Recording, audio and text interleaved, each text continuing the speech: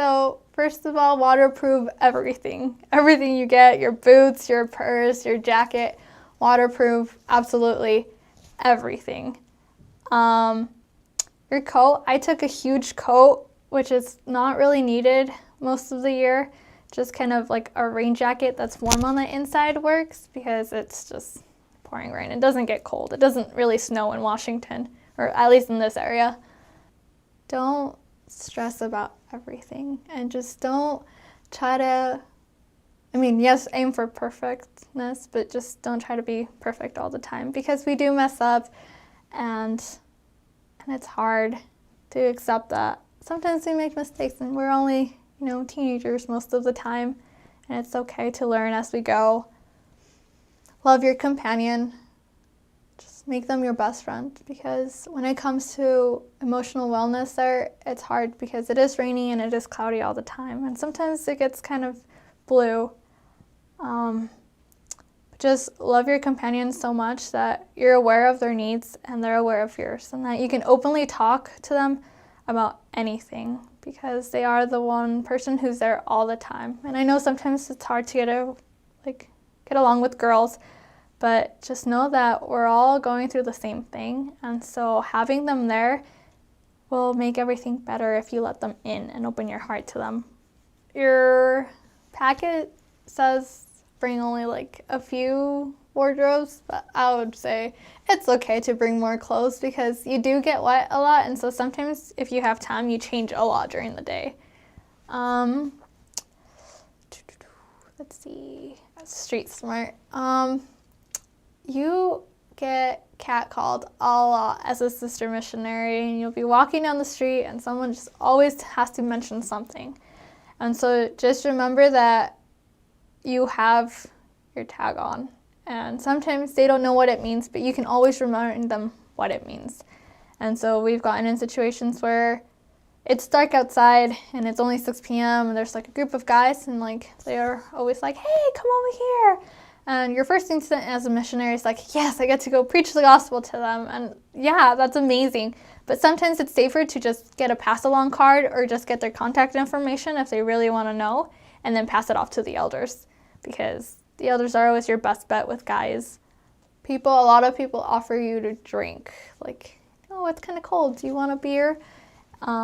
Just take that as an opportunity to teach the word of wisdom and teach them in a Christ way that we don't drink and don't accept it.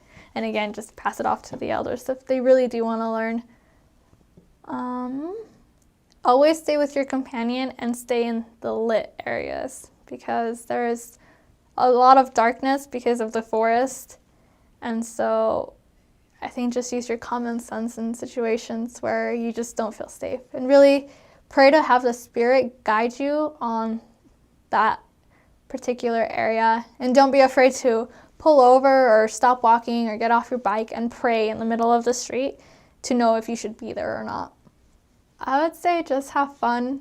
I know a lot of the sister missionaries I worked with got caught up in I have to be perfect and number one missionary out there, and they forget who they truly are. And just because we're changing out on our mission and we're changing that natural woman that we were when we were at home doesn't mean we have to lose our personality. We just have to be our best self now and make sure that we're changing not just our behavior but our nature as well, so that when we do come home, we're that best self all the time and we don't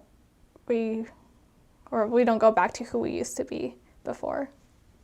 Something that I learned was to not underestimate the power of priesthood and to trust your elders that are serving with you and ask them to give you blessings whenever you need one, for health, for insurance, for anything you need. Just if you're having a bad day and you need a blessing, don't be afraid to ask one, and don't be prideful, and just really be humble and meek so that you can realize that desire for a blessing comes from our Heavenly Father, and He's waiting for you to reach out to Him.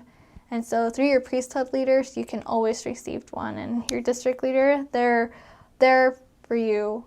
And so you can ask them whenever to get a blessing, and it really does change and it really does help your life. all of my areas were at least half biking areas. So we would have a car half the week and we would bike or walk the other half. And I was really grateful that all of the skirts that I bought were really conducive to biking.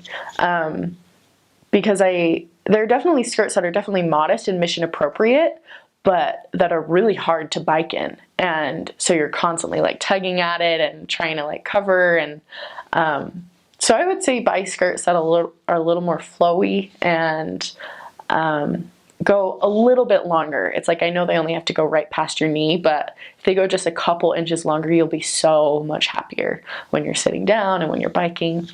I also think it's very important to bring pepper spray when you're walking around at night and it's dark, and you can't always avoid it, like especially when you're on foot or on bike. You know, you can take roads that are well lit, but it's still dark outside, especially during the winter. It's crazy. It gets dark at like 4 o'clock. So yeah, bring pepper spray just so you feel better. I never had an experience where I needed to use it, but just to feel safe. It just makes you feel better. So relatively, the Federal Way mission is pretty safe, except for a few certain areas. Like in the zone of Renton, up north, near Skyway, near Seattle, is very dangerous. The Sister Missionaries actually have a curfew there. They can't be there at night. But I had one companion that didn't like the curfew, so would be there at night, and the zone leader should come and kick us out because that was their area. But, I mean, Skyway was dangerous. I mean, there was gunshots all the time. So you just have to be careful who you talk to. Really pay attention to the Spirit, because He will keep you safe. But also at the same time, don't be dumb. Use your common sense. If the zone leader says don't be there after 5, then don't be there after 5. And then the city of Federal Way was also very dangerous. The first time I was there, I wasn't even serving there. We were there for a Thanksgiving activity, and our car got broken into, and they took all my stuff. So that was my very first experience of Federal Way, was being robbed. When I heard I got called, or was being transferred to Federal Way, my first thought was, you know, I'm going back to the place where they took all my stuff. And they literally, like, they took my bag, which had my scriptures and my camera and my cards and everything. Which was kind of cool at the same time, because it was Thanksgiving Day when I got robbed, so I got to call my parents and be like, hey, I got robbed, but I need you to close all my bank accounts. So I got to call my parents on Thanksgiving Day because I got robbed in Federal Way. But then I got back to Federal Way. And Federal Way, it's a beautiful city. It's right next to the Puget Sound, but it's very sketchy at the same time. There's so many places you should not go to at night, and they'll definitely tell you when you get there. Like Mariposa is a place, don't go there at night. People get shot there all the time. People got shot and killed there when I was there, probably when you go there too. So that place is sketchy, and it always smells like marijuana. So whenever we walked through it, we'd just like pull our shirts up to our mouths so we didn't have to smell it.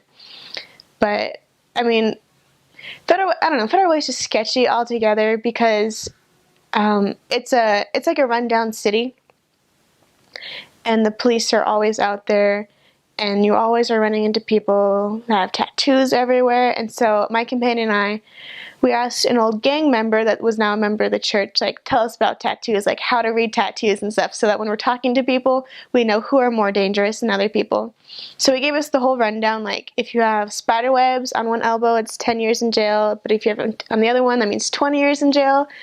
And so, I mean, the teardrops on the face too, left side, right side, you killed someone in your family died. And so when my companion and I were like talking to people, we would like search them up and down for that tattoos. Like, is he safe to talk to? Is he not safe to talk to?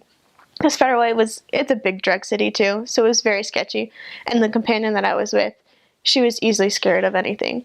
So we would be talking to someone, and then like 10 seconds later, she'd see something that would like catch her off, and she would just like start walking away because she was so scared. And I was like, wait, where are you going? We're talking to this person.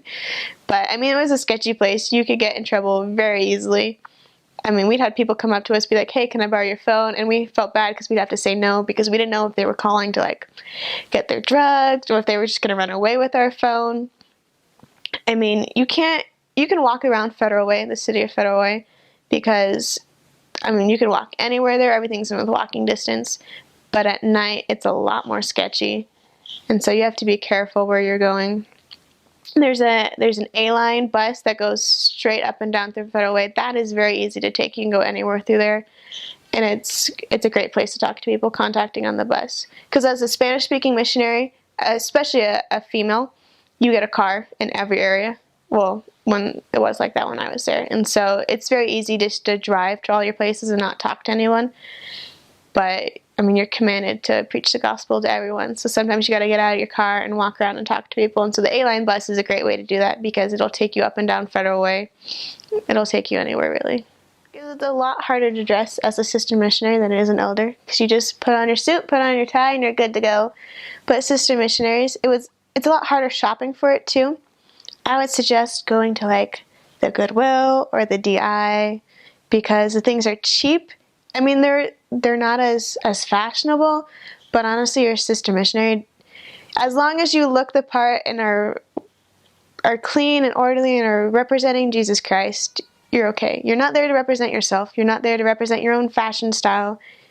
So you're there to represent the Lord. So as long as you're clean, you're good.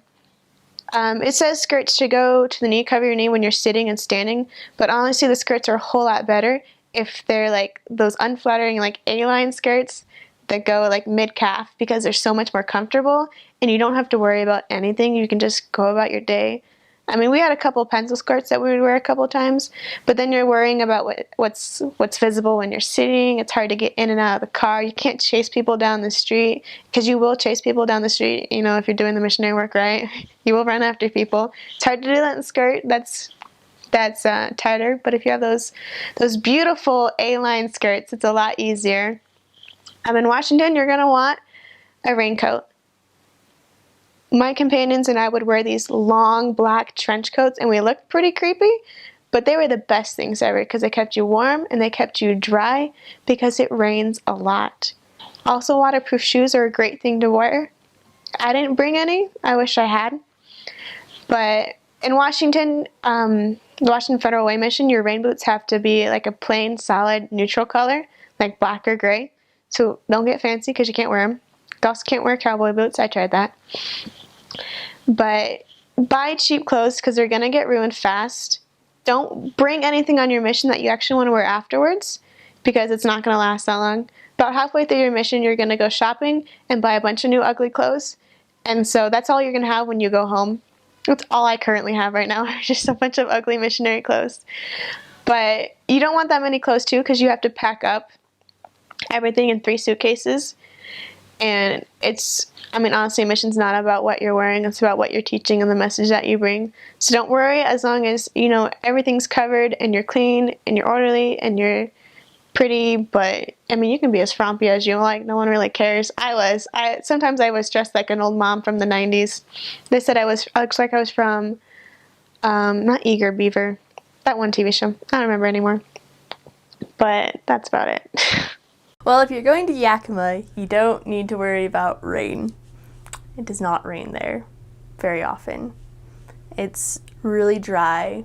It's a really dry climate. It does get really cold in the winter, and it snows a lot. So good winter boots and a good winter jacket would be key things. And it gets super hot in the summer.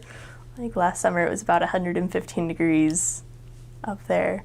So nice things that can breathe be good too. They also have a lot of fires up there, so if you're worried about that, bring like a gas mask or something. That might help with your oxygen. Bring warm stuff for the winter and breezy stuff for the summer. Don't bring your kitchen sink, I guess. Would be my advice. Only take what's absolutely necessary. The rest of it you probably won't use.